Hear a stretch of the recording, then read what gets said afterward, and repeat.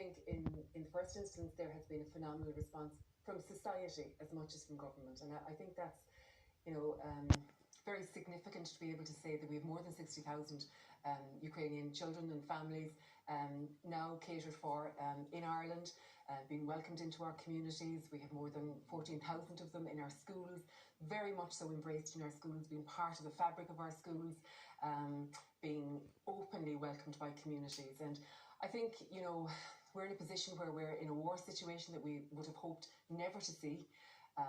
But the war occurred, and we are doing all that we can in this country to offer solidarity, to offer support, humanitarian aid to the people of Ukraine, and there has been a phenomenal response from the people of Ireland in that respect. We saw protesters gather outside a hotel here in Killarney over the weekend. We have seen similar protests in parts of Dublin and elsewhere around the country. Are you concerned about these protests taking place? Yes, I'm very conscious of that, and I think also that we must recognise that is the exception rather than the norm. We've also seen protests, for example, here in Killarney and indeed in Dublin, when families were being moved from Killarney, when Ukrainian families and children were being moved, and the impetus for the protest at that time was to ensure that they could be kept here because that they were so well integrated into the community.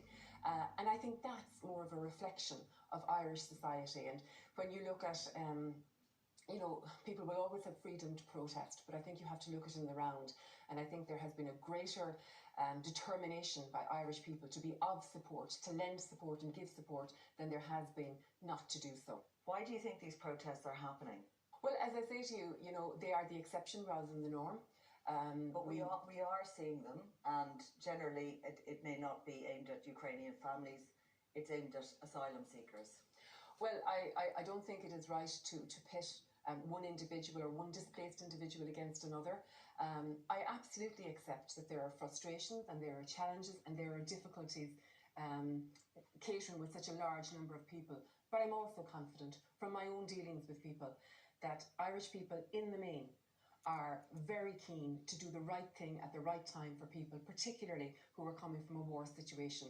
We see that replicated right across the country in small communities who are coming out to welcome, to provide supports themselves, whether it's you know, whether it's clothing, whether it's toys for children, and again, as I say, the work that's been done in our school communities.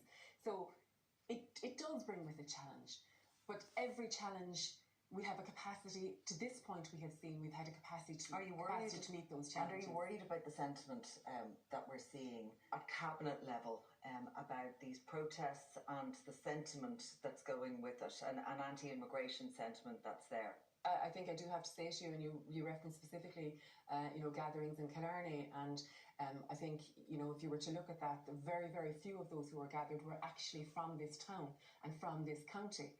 And I think that's a reflection of the attitude of this county. And indeed, you've referenced other places, whether it's Drimnagh or wherever. So I think we can always look at the negative, but we should also look at the overwhelming positive. And it has been overwhelmingly positive in terms of the work that's been done in this country for particularly families coming from Ukraine. Again, not minimising the challenges that it brings, but in the main, Irish people have wanted to do the right thing to support families fleeing from a situation of war.